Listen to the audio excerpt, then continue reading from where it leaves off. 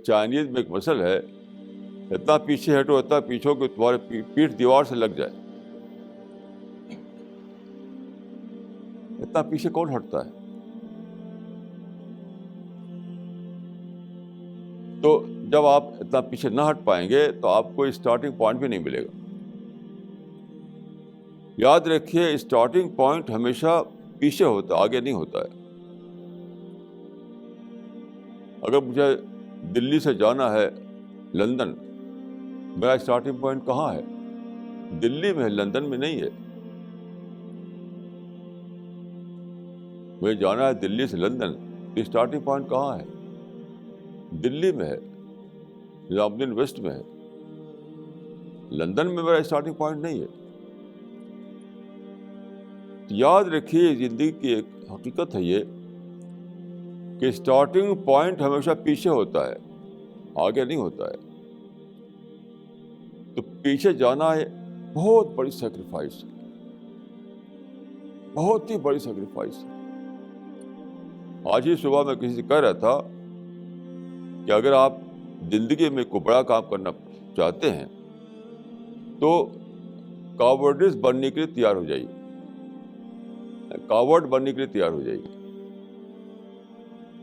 اگر آپ زندگی میں کوئی بڑا کام کرنا چاہتے ہیں تو کاورڈ بننے کے لیے تیار ہو جائیے، بزدل بننے کے لیے تیار ہو جائیے.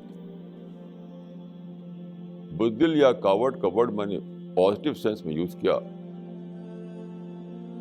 پیچھے جانا، بیک سیٹ لینا، سب تھوڑی سیکریفائس ہے.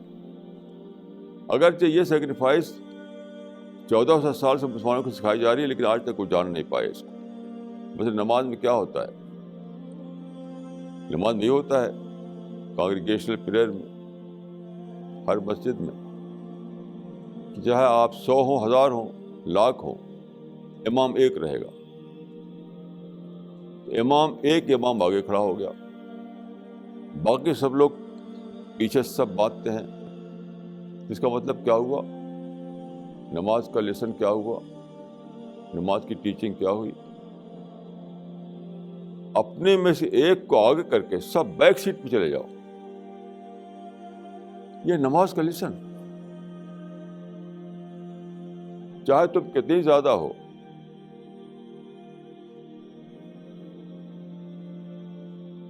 کتنے ہی زیادہ ہو، 100 ہو، 1000 ہو، لاکھ ہو، لیکن لیڈ تو ایک آدمی کرے گا. تو کانگریگیشنل پریئر کا یہ لیسن ہے جو ہر دن 5 بار ریپیٹ کیا جاتا ہے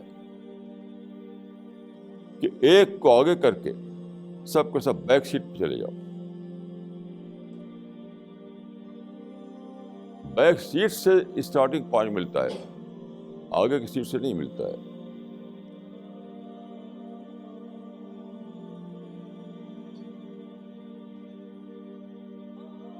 تو لوگ جو ہیں بیک سیٹ والے کام کو چھوٹا سمجھتے ہیں، اس لیے کوئی کام بڑا کر نہیں پاتے.